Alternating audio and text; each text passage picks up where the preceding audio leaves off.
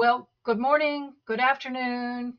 I think that's since it's 11 o'clock, it could be, nope, morning or afternoon. Those are the only choices unless we look internationally. And we are fortunate to have with us an international management coach who is also my colleague, Dave Nave. I'm Jan Triplett. You are at watching, listening to, sharing the Business Success Center's Global Mentoring Forum. And this is the time when we bring in a mentor instead of having Dave Nave lead us through a special program called the Lean Forum, which he originated for us.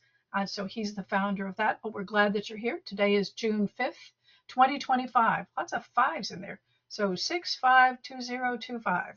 I am not a numerologist, but I know people who are, and so that's kind of interesting.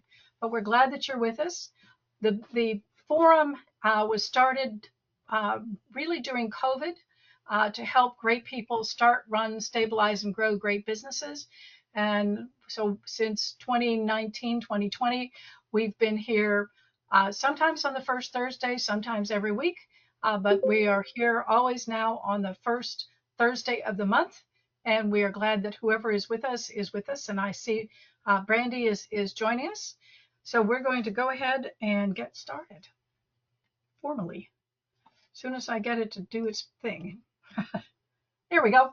I always like to give people an agenda of what we're talking about and to remind them that really the word forum comes from a place that's that is really dear to my heart, which is a public meeting space that is open for discussion, where ideas and issues can be and subjects can be discussed civilly, and that's, I think, important. Sometimes we're not as civil to each other as we can, because this forum is not just for you to sit there or whatever you're doing, or and listen to Dave and me and maybe chime in periodically, but really to engage with us. So we do have an agenda.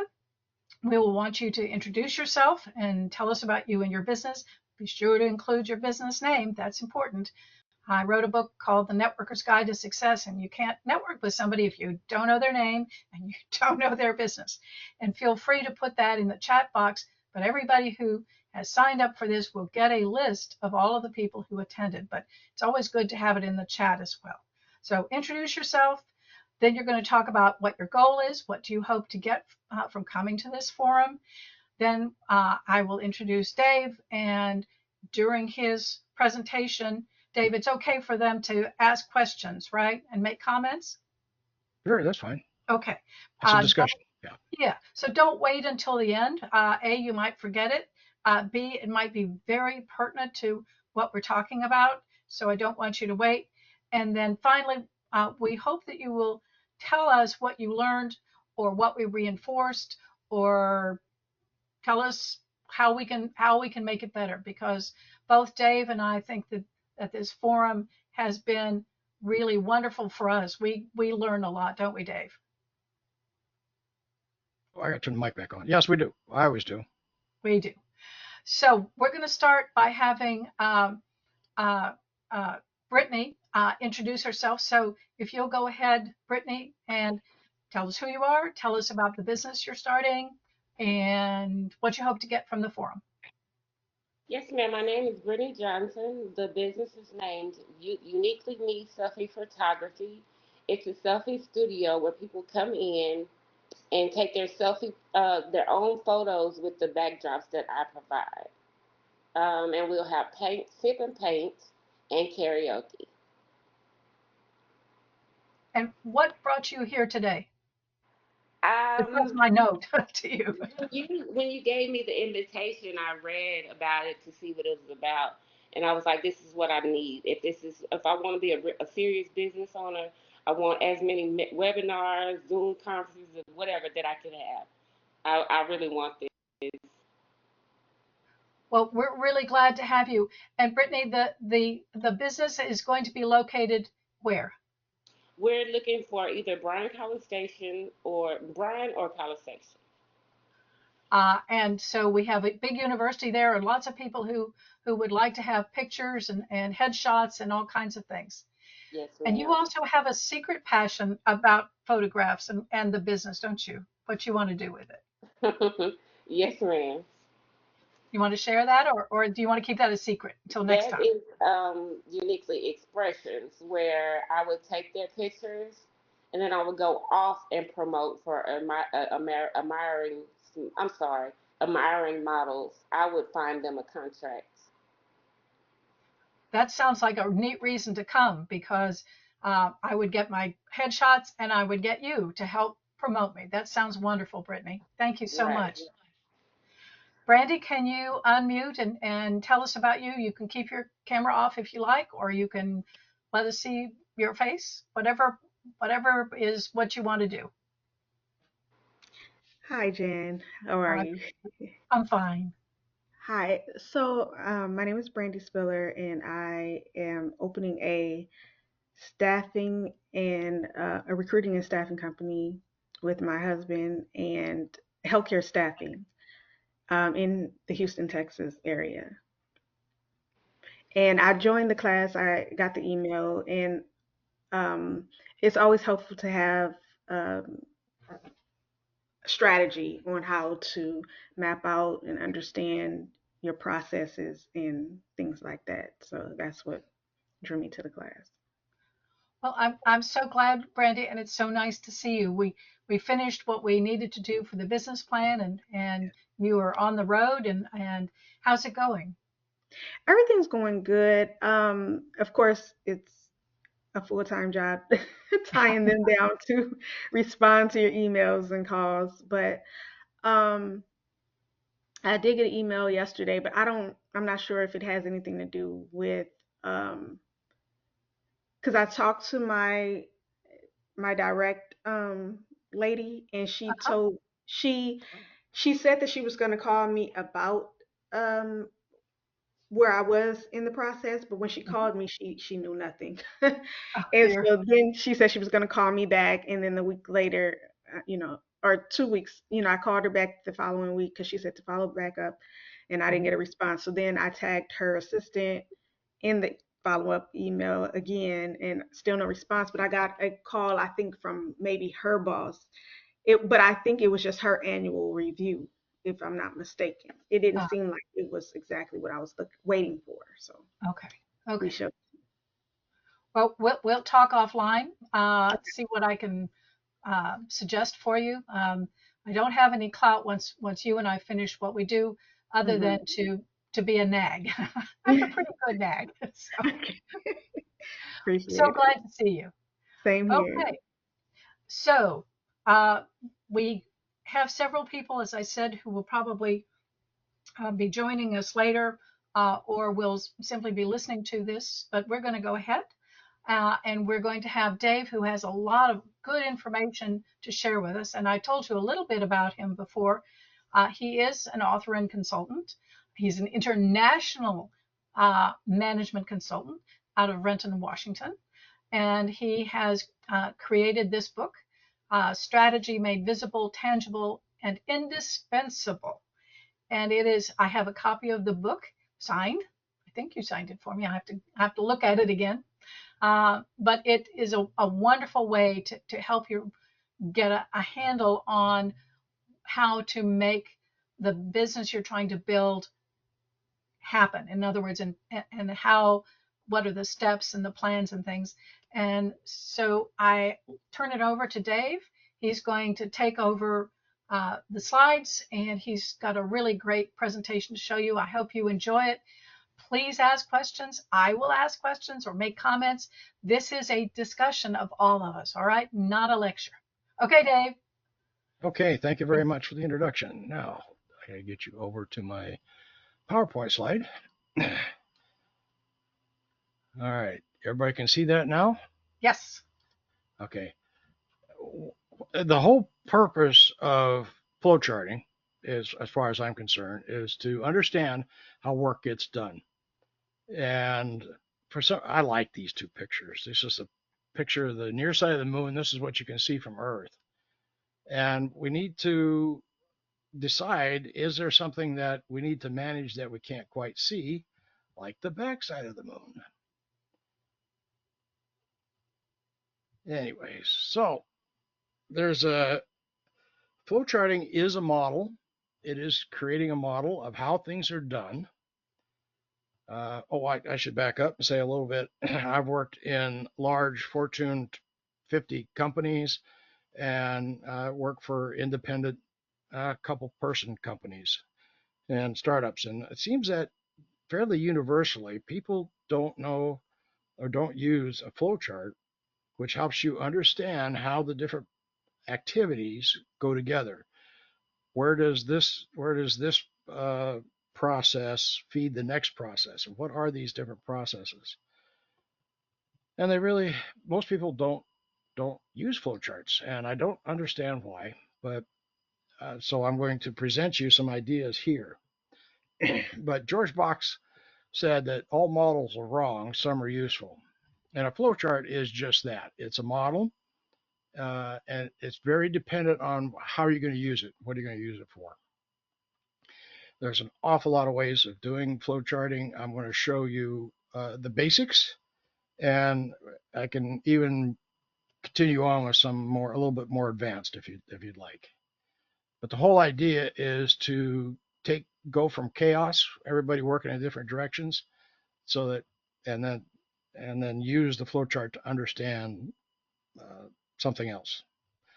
But there are 6 basic reasons to create a flowchart. And one of them is to enable everybody to see the process in the same way. I love this picture. I think it's crazy. Or it's not a picture. It's whatever. It's a drawing. Because everybody sees whatever the process is differently. And as you lay it out and explain how it works, then it becomes clear as to how everybody fits into that picture. Where does your part fit in, and what does it affect? The second one is so you can see the bigger picture, not just your part of the process of the business, but the bigger picture. And by the way, this is a photograph I took of a workshop I did in a company. I just think it's great. Reminds me of the Raiders of the Lost Ark, the last image in the movie. But it allows you to see the bigger picture. If you are involved with compliance and auditing in any way, a lot of people think when you have to write up procedures, it has to be text based, and it does not. The auditors and compliance people love flowcharts. It makes them much easier to read and much easier to understand, much faster. But it helps with that type of, it's particularly if you're doing audit, if you're being audited. Another way is what I find when I create or help other people create flowcharts is they come back and say, does that make I ask, does that make any sense? Or they'll see it and they'll say, that isn't the way it's supposed to work. Why are we doing that? That's crazy. And then they go back and change it from there. But until you get a clean idea about what is happening, you can't identify what should be happening. The other thing is a new employee training. This is a picture of a bunch of people sitting around a presenter, but I've also used these simple flowcharts to help new people understand what it is they're expected to do and how they're expected to do it in their position they come into. This also works very good if you are cross-training people. If you have 3 people that are supposed to do this job, but one person does the job all the time, and then the other 2 have been trained to do it, but they don't do it very often. A good flowchart will help them remember what they're supposed to be doing and what the steps are. And of course, the last one is it circulates best practices, not only through the company, if you're a larger company, but amongst your teammates. All right, so I like those 6 reasons, so I decided to share them with you. I do Next, too. oops, And one of the things I like the best, would you go back to the one with the books for a minute? Yeah, because particularly for the guests who are with us today, compliance is so important, but particularly Brandy working with staffing things and Brittany representing people. So it was very interesting to learn that when you're being audited, that you could use a flow chart to help the auditors really get a handle on what you're doing. That was very interesting. yeah, and the auditors love it actually. They really do. How does it help with policies? Well, there's a hierarchy. Okay, that's the part I didn't include that in here. Oh, There's I'm a high. sorry. No, that's fine. That's fine. It's a good question.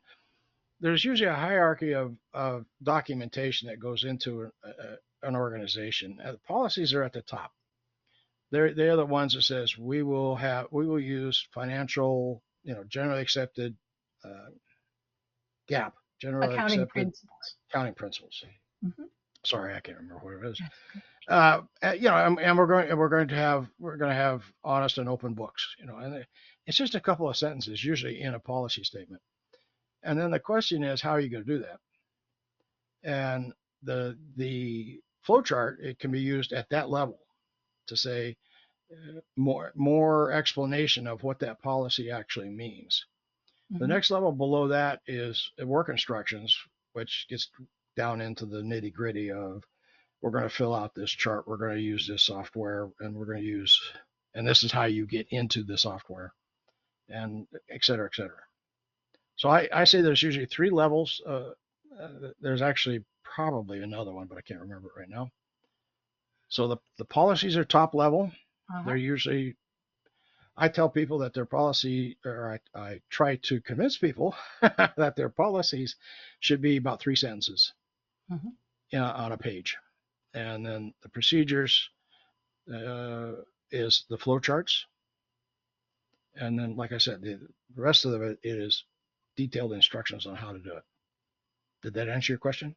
Yeah, and I'm assuming, Dave, that regulations and standards, you be able to look at a flow chart and make sure you're following whatever the regulations are for your industry and best practices or standards. Is that right? That's right. Yes. And some companies I've seen actually will put the standards number next to the flowchart box. Interesting. It says this satisfies this requirement. This Hmm. satisfies this requirement, and it's a lot of work. But if you're training somebody, you don't need it for that. But if you're trying to help the compliance and auditors understand what you're doing, it's helpful. Hmm. Brittany, does this make sense to you in terms of your business? Yes, I had a question. Okay, so all the other charts that you use, is this a big difference? I guess you'll go into telling me exactly how to use it, but as of right now, is it a difference from a different, like a pie chart or, a line graph or, Yes, yes. This explains how work is actually accomplished and how different processes connect to each other. okay, I'll show you a little bit more. I have some demonstrations, or not demonstrations. I have some examples. Good okay. question, Brandy. But don't forget that question. Ask me again if I answered it a little Brittany, do you later. have a question? No, no, I was just saying, okay, I will. Okay. Okay. All Thanks, right. Dave. Didn't mean to interrupt. No, no, that's fine. That's fine. Now that I've gone through the why, this is why you do something. Some people want to know a little bit about how. So this is kind of an eye chart, and I apologize for it, but uh, this is I have written some guidelines for some companies. Actually, I wrote flowcharting guidelines for the W. Edwards Deming Institute, and I didn't know it made a big deal until 5 years later when one of the employees said, "This was great. Once I learned how to do this, how to make these flowcharts and use these tools, it just made everything much simpler. Okay, so this is there's a lot of let's go back. There are no specific rules for creating flowchart. There are some generally accepted guidelines and common practices. And one of the things that I wanted to point out is, well, maybe there is one rule, and that is to never use a person's name in a flowchart. I've seen this so many times. They'll say, Mary processes, the request. It says, no, you don't. You shouldn't put the person's name in there, because their name becomes their job, and they start to have ownership of that. And if things move around, if they get promoted, then the flowchart's no good anymore. So in the process box or some of these other areas, just put in the title or the expertise that you're talking about. Now, I don't know how much of this how much you want to go through, but usually they start with this oval is a start and stop point, and you're going to see I violate that in my example, but I noticed this morning. Arrows basically say it goes from here to there. Outputs are if you're going to, if something is outputted, let's just leave it at that. The process box, and a process is where something is transformed from one state to another state, or some activity actually happens. They fill out the form, they enter the form into the computer, these types of things.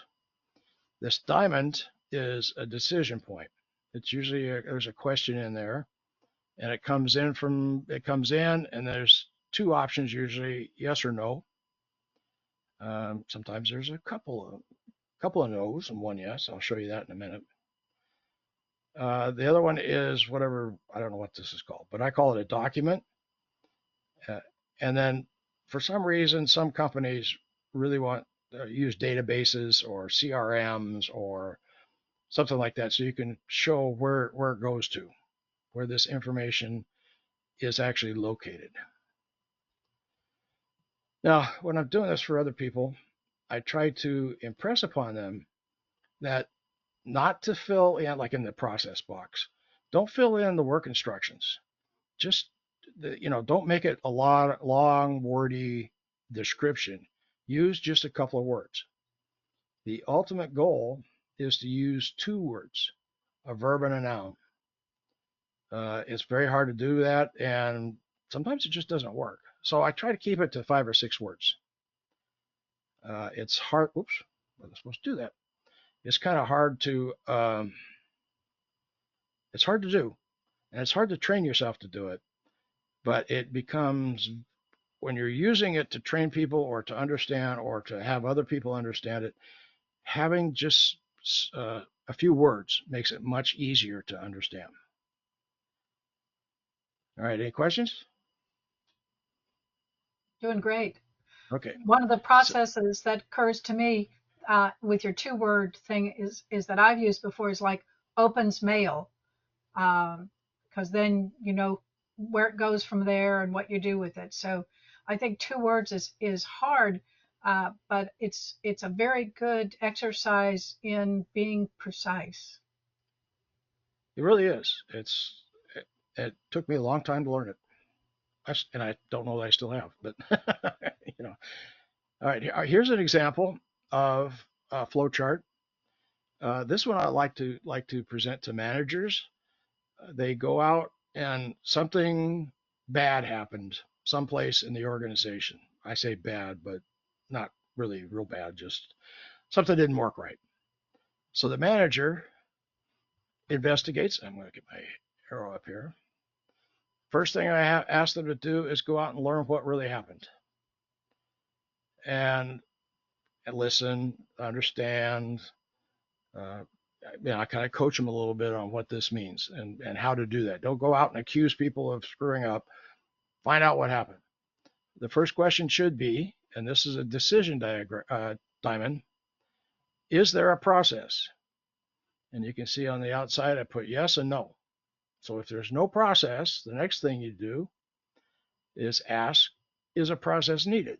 Because you don't always need to have a process for when something goes wrong. And if the answer is no, you fix the problem and move on. If there is no process and you need a process, then you need to create a process. The next question is, if there is a process, was it followed? And then by saying no, then the next step in the process is to ask the person to please explain why you didn't follow the process. Now, sometimes there's a very good reason why they didn't follow the process. Sometimes it's oh, I forgot. Okay, well, fine. But if there's a very good explanation as to why the process wasn't followed, then you need to say, do you need to change the process? And if the answer is no, if you get an answer like, oh, I forgot, and do you need to change the process? The answer is no. Then you oh yeah, keep moving forward on me. Then you need to coach the people to follow the process. If there is a need to change the process, and you say yes, you come over here and investigate the process, modify it. But you see how easy this is to read and to understand? Yes. I went through it in detail because this is another item that I end up sharing with a lot of managers very quickly, because they want to go out and say, what went wrong? No, it's not what went wrong. It's, is there a process and did they follow it? Brandy, All you right. have a Oops. lot of processes in your business, right? Yes, I do. And I need a strategy on how to organize all of those different processes. So this is very good. And Okay. Dave, from your perspective, if you've got to create all these processes and flow charts, is there a place to start, like deciding what's the most important or where the biggest problem is? Okay. Yeah, that's yes, there is, and I have you're ahead of me by 2 slides. Oh, sorry. Go ahead. But Go ahead. no, I'm going to answer your question right now because it's right out. It's right out there. When I do when I do this for other people, or if I do it for myself, I usually start with a piece of paper and a pencil. To be truthful, because I like to doodle on notepads. I'm old, and that's what I learned to do. And I try to start mapping it out. And on an average, it takes 3 times, 3 attempts. And because I start going through it and I say, this is too detailed. It's too low in the process. It needs to be higher level. I need less boxes and less processes. So when I do it for other people, I start asking them. I set the boundaries of what it is we're talking about. Excuse me. And how do you go about accomplishing this? And of course they explain it in their own way, and they explain it, and then I try to move them usually to a higher level of abstraction, I call it, but it's a higher level. So uh, there's less details and less boxes. And I usually, when I map these out and when I start, I usually I go up and down. There's 2 ways of drawing a process flow chart. One of them is up and down, and the other one is to do it sideways. This is on a standard sheet of 11 by 8.5 by 11. And if it gets too small, if it gets too detailed, you can't read it. And it needs to be large, like what you're seeing here, and easy to understand, because you're going to be talking to somebody else, or you're going to be trying to understand it in more detail. Or it also, if you go up and down, vertical, if I can get the process to be half a page wide, so only 4 inches wide, I can start to put work instructions on the other side, Mhm. and tie the process in. To do this process, use this. I'll show you here in a minute how uh, how do you do that? What, go to the computer. What's the name of the software program? What's these types of things of how to do it. Other people like to use Post-it notes, and you just take the 3x3 Post-it notes and start drawing squares and circles and putting them together. Does that help? Yes. Yes. Did that answer your question, Jan? Mm-hmm. Brandy Okay. said yes too. And do you, Brittany, have a comment or thought? I'm sure I'll need it one day. But right now, just learning of it, yes, very good. Yeah. Yeah, and it helped. Okay. Well, Brittany, one of the things that we could use this for is the business plan we're putting together. Is to basically do a drawing of how somebody comes in and they're greeted by somebody, and then they Right. choose the room, whatever. That would be a really interesting way for the people who are going to evaluate the business plan, who don't know anything much about business necessarily, but certainly the business idea that you've got is very new and unusual. So might be something we should consider using and putting in the, or maybe in some of the parts coming up. Okay. Okay. Yes, ma'am. Okay. Well, it's a when you show the business plan to somebody, you want them to understand what it is you're doing quickly, Mhm. right? And this is a very quick way of doing it. Okay, In the here. beginning, you had mentioned something. I didn't have my pad and pen available. I said I'll just go back and watch the replay if you don't remember it. But you were saying that your policy should be 3 sentences and something should be the drawing. You remember saying that, and can you reiterate it if you could do it? Sure. The policy should be the big picture, 3 sentences. This is what we're going to do, Mm-hmm. and that's your um, yeah. The next level is processes Okay. or procedures, and the lowest level is work instructions.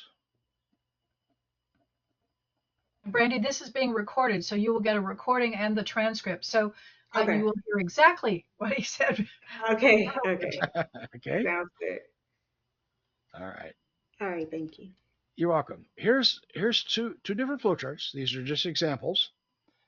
The one on the left is I do post-production video processing for a couple of organizations that meet on a regular basis, and everybody wanted to know what it is I do.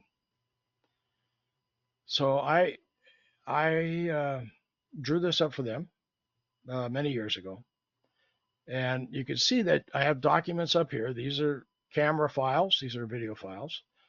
There's some documents here. These are actually audio recordings.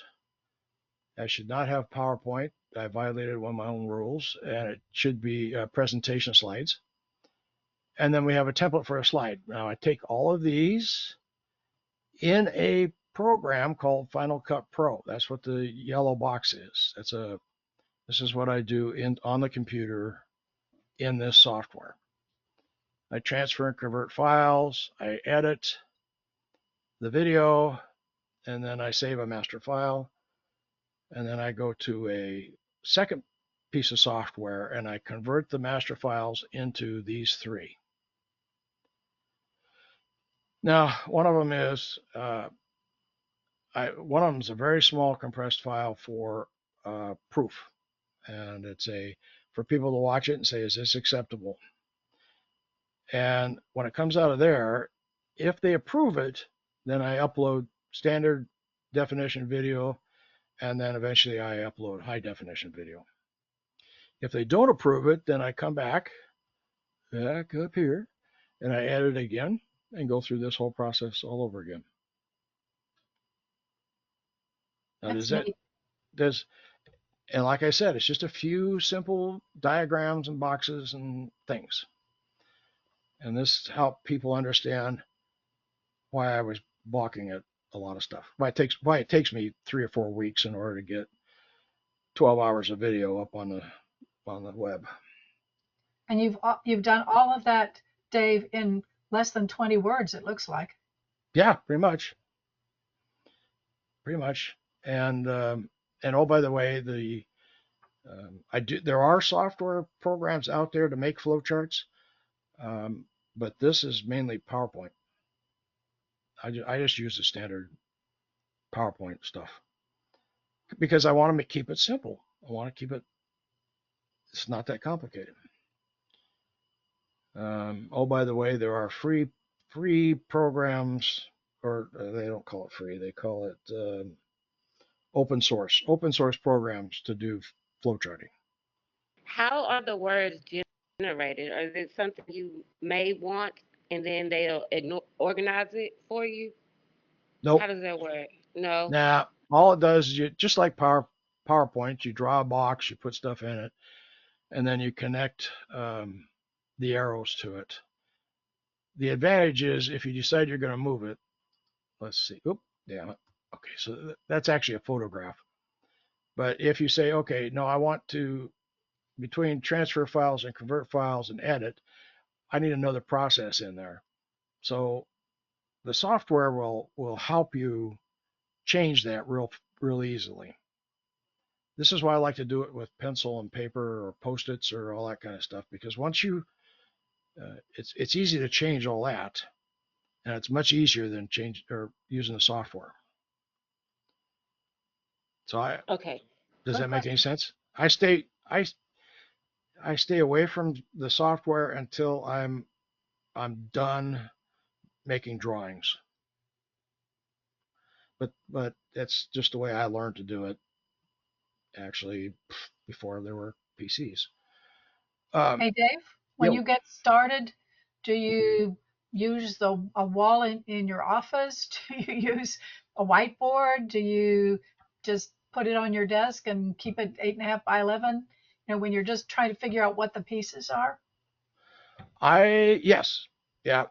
I use my recycle bin, the backside of the paper in a recycle bin, and turn it over and start sketching. Mhm. And inevitably, I say, that's not right. So grab another piece of paper, start all over again.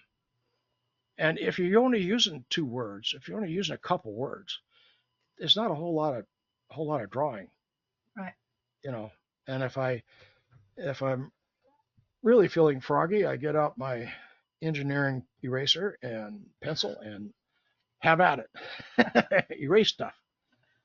But that's why I like it. And it's if you're doing this with a crowd, and I've led teams to do these types of well, actually larger, much more complicated charts. And they take groups of 20 people that takes 8 hours to do it. And I use butcher paper on a wall in a conference room and Post-its because and again pencil and eraser because you can erase the lines. Question for you. Okay. So Brandy has a family-owned business. I Yep. have a family-owned business. How do you do a flow chart when you've got family members or partners involved? How do you sort out who I hate to say wins, who gets to have precedence over whom?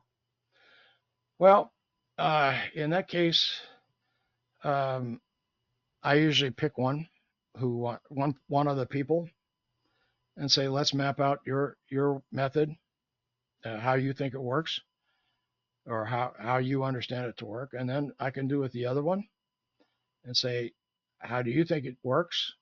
Draw another flow chart, and then you can put both flow charts up on the wall. Then you get everybody together in a room. You put both of them up on the wall and says, okay, but there seems to be a little disconnect between these two. Can we work together to create one that says everything that's there? And if the answer is no, then I'm done. Quite frankly, it's like, okay, well, if you can't get 2 owners to even play a game of move the Post-its, then They there's have other bigger problems. problems. Yeah. Yeah, much bigger problems. Does that help? Does that Oh answer your yes. question? Hmm. And I've walked away from a few of these projects.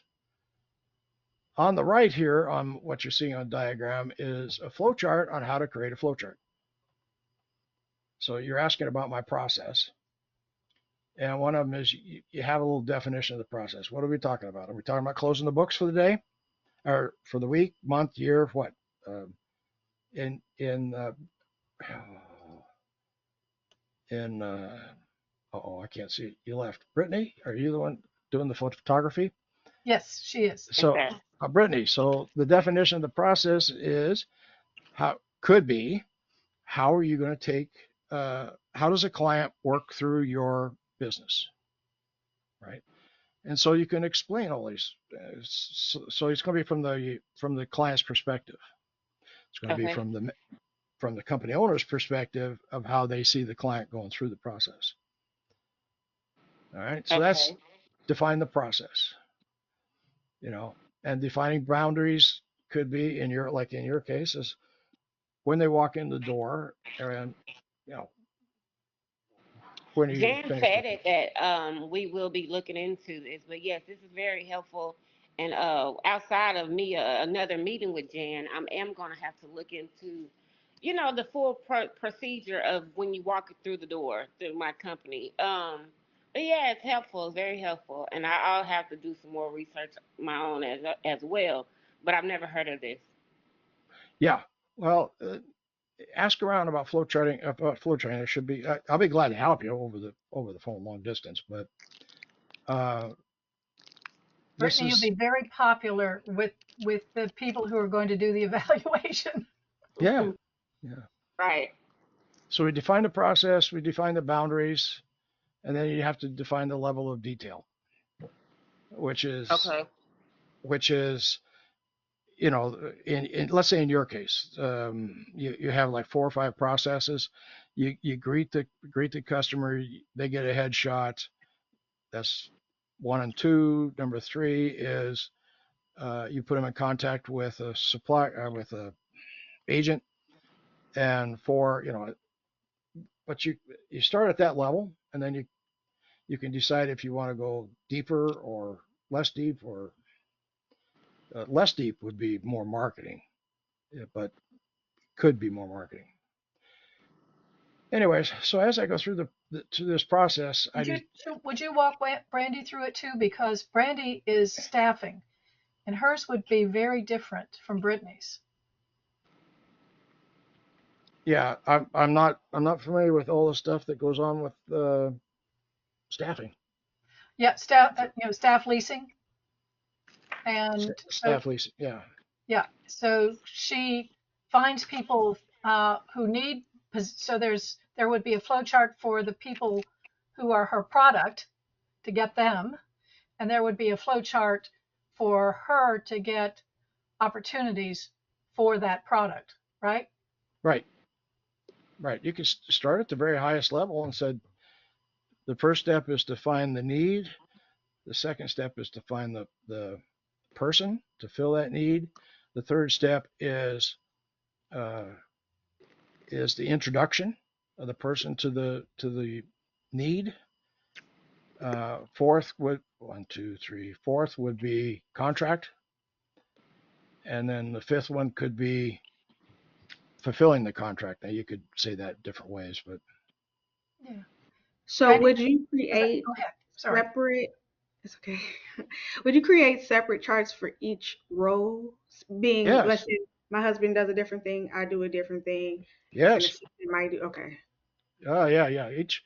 Each one of And the then, and then go should I ahead. have one where everybody's function, it shows everybody's function throughout the chart or no? Okay, in my experience, and I know lots of people, I know people that do this. When you have one single chart that shows every activity that goes on by all the people in the company, it becomes intimidating. Hmm. People are saying, "Oh my God, look at the size of that chart. Yeah. How am I supposed to understand this?" Okay, so that's why I like to make my flow charts on 8.5 by 11, because they're fairly simple. Now you can take a whole series of these different these different processes, what you do and what your husband does, and what somebody else does. And then you can put them up on a wall and say, this is how it all fits together. Okay, but I usually say I don't like to go beyond that 8.5 by 11. Keep it simple. Yeah, I like that idea as well. It Okay. helps keep your thoughts organized. Yeah, well, you don't get lost. You don't get Hmm. confused. And like I said, don't put your name or your husband's name in there. Put in their position. Hmm. What are they doing? And of course, as you grow and you're reorganized, you have to redo the flowcharts. Yeah. But if you use simple words, 2 words, verb, noun, or try to keep it simple, it's not that hard to change. Okay. And Thank you. if you spend too much time on it, then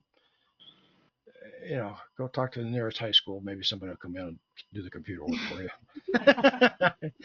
Hire a student.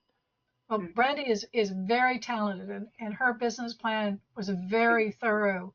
Um, and I think that as she's going forward um, towards closure and getting this really where she wants it to be, that these are going to be a big help. So Indeed. thank you, Dave. Go ahead and go on, because sorry I interrupted. Okay. Oh, that's fine. No, that's fine. It's better to drill deep than just skim over it. As you notice on the diagram on the right, also the one on the left, but the right has a whole bunch of these feedback loops out of the decision boxes. So, does it make sense to you? If the answer is no, then you got to go back up, start over again, or start interviewing subject matter, get clarity. Over here, does everyone agree? No, go back up and brainstorm. So these feedback loops are very important. Okay. Mm-hmm. Okay. Sorry, my auxiliary doorbell just went off. I don't know what that's all about.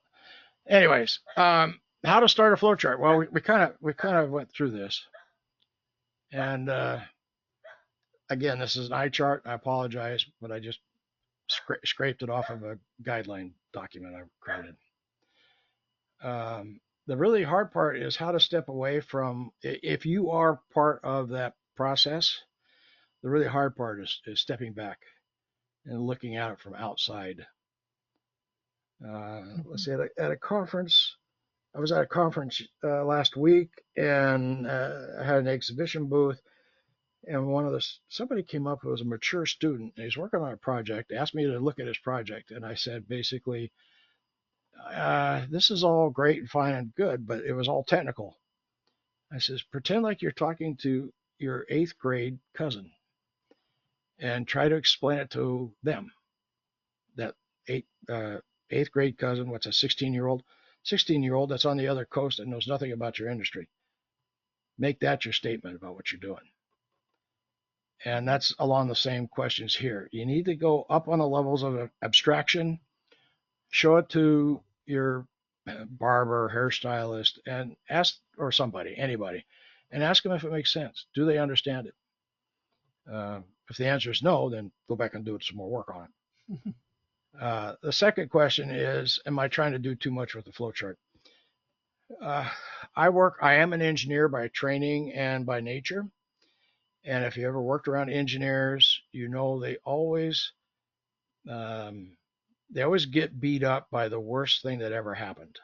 And they want to make a flowchart that covers everything, all eventualities, everything they've ever done, what to do in this case. And I say, no, use the 80-20 rule. If you're not familiar with the 80-20 rule, it's called the Pareto principle. It says, well, what he said, what Pareto found out was 80% of the wealth of a nation is contained by 20% of the people. And come to find out, the 80-20 rule, if you have no idea what you're talking about, an 80-20 rule is a very good place to start. So I make a flow chart that handles 80% of the situations, and 20%, the other 20% are special cases, and maybe you don't have a flow chart for those. Try to resist the temptation to create a flow chart for every eventuality. Because it's not what it's for. It's just supposed to help you clarify. I talked about software. I don't like software, particularly when I'm talking to somebody else. They get too wrapped up in how does the software work, and that's not why I'm there. I'm trying to figure out how they work. Mhm. Um, and oh, by the way, one of the funniest ones I ever did, I started with a legal pad and started drawing a flow chart, and my entire flow chart ended up on one side of the paper up in the corner. Because as they were talking, they say, "Oh yeah, we do this too," and add this in, and it was really funny looking. The paper was three quarters of the page was blank with everything up in one corner. Mm. So that's when I had to go back and redo everything. And then I go back to them and says, "Okay, this is what I think I heard. What do you think?" And or how'd I do? Or inevitably, um, well, sometimes they say that isn't quite what I said, and that's okay. Well, let's fix it. And then if it's fairly close, they say, "Why did we do that? Why am I doing that?" And that changes. Okay, so my guidance is it's your job to convert the interview into a flowchart. That's understandable. I'm gonna okay. I'm not gonna go very deep into this. We're running out of time. For those of you that do not know me, I'm a big fan of Dr. W. Edward Deming, and he helped the Japanese after World War II. He helped the Americans win the World War II. He helped the Japanese recover afterwards. Then he helped the automotive industry in the 80s. So when he went to Ford, the first thing he did, and now this, imagine somebody walking in and talking to the board of directors for Ford Motor Company. He says the first thing we're going to do is make a flowchart. How does Ford work? And this is some of the description out of the book he wrote. And I don't know, this might confuse you, but his whole concept of his flow diagram, which by the way, as he lectured in the 50s and 60s in Japan, he would draw this type of a flow chart up on a board that says, what are your core activities? And there are 5 or 6 cores. Who are your suppliers coming in? What do you expect coming out? How is it distributed? And most important is feedback from either customer research, consumer research, or from the customers. And then you use it to redesign your process. Okay. I've I'm going never to go, seen this, Dave. This is very interesting. Even if we don't do many flowcharts, it's just interesting to see that. yeah. And you Okay. So said I'm we going to, are getting kind of low on time. So is there, since we have taken you away from things, is there another slide that you'd like us to make sure I'm that going to, we see? I'm going to go right through these Okay. very quickly. I'm not going to explain them. I did this for a conference. I made this flowchart for the, no, I can't say that in recording, for a large organization that does seminars. And we start with the core activities. And each one of these planning, marketing, arrangements, preparation, events, and post review has a flowchart all its own. This is the top level chart. Now here's the planning. Determine date and location, form a committee, determine fee structure, et cetera, et cetera. And I created this for each one of those activities. There's marketing, and this will help you understand what conditions do you need going into what does marketing need, and what are the success factors, positive and negative. What are the outputs for each one of these? Okay, I'm just going to go through these quickly. I don't want you to read them, but this is how they cascade down through the process.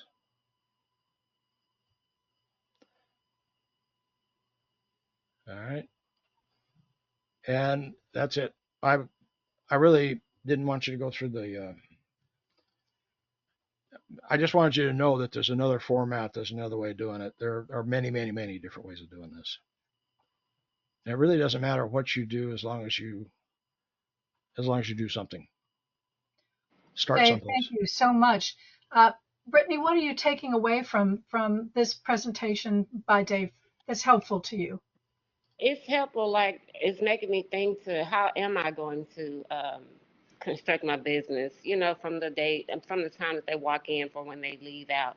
I have not thought about that thoroughly. How do you say the word?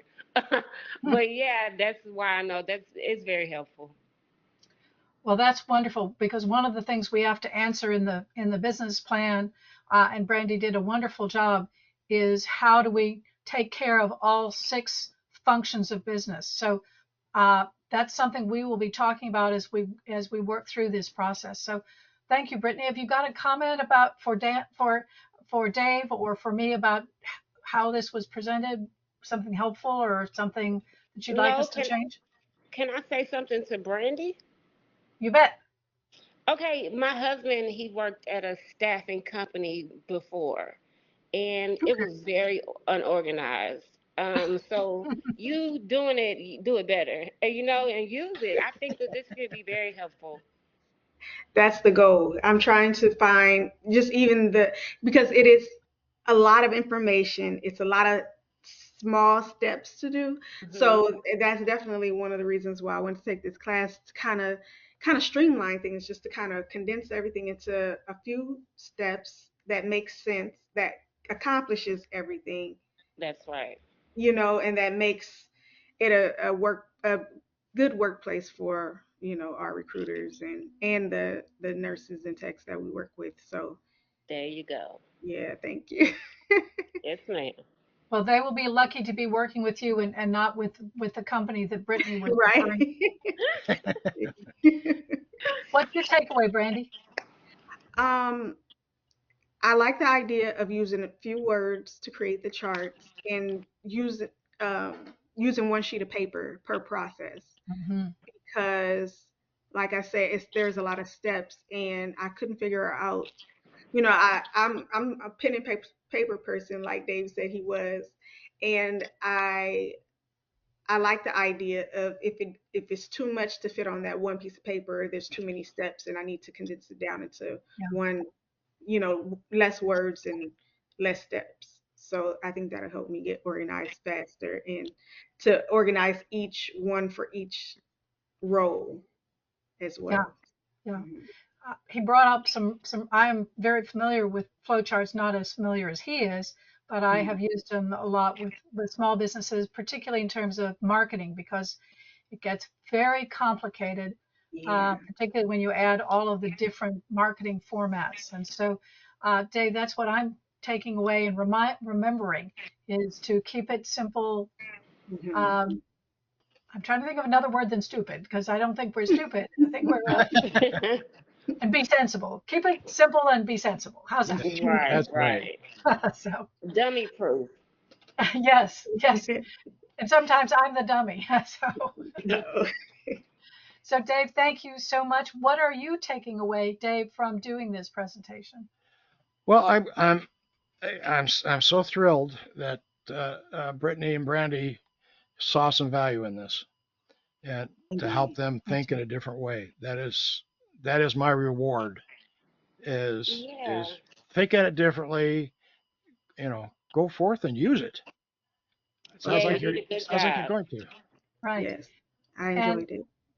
and if you look at the list of upcoming forums, you'll see that Dave Nave will be back with us July 3rd. So you can kind of test the waters with your thing and then bring to our lean forum that Dave runs questions that you have. But you can also reach out to him in between, and maybe you'd like to have the ability to have his services, even on a limited basis. So I'm not trying to sell him to you, but I am trying to say that he's a great guy, and as he said, he's very kind and willing to share a lot of things. So hope that we will see you July 3rd. When we do the next forum, and people bring questions and thoughts, and it's a little more open than we do the mentoring, and we vote on what we're going to talk about, and everybody contributes. So that's really a fun thing that Dave has brought to us as a process. It'll be 4 years ago in July. So we've been doing it a long time. So thank you so I'll be much, Dave. darned. Okay. Our next mentoring forum will be with my friend Patricia Rogers. She's the research director for Austin Business Journal. Where you are, there may be a Houston Business Journal or a Seattle Business Journal. They're all over the country. And I'm actually going to interview her to talk about media and public relations, past, present, and future. So I hope you'll come in September when we will do our next mentoring forum.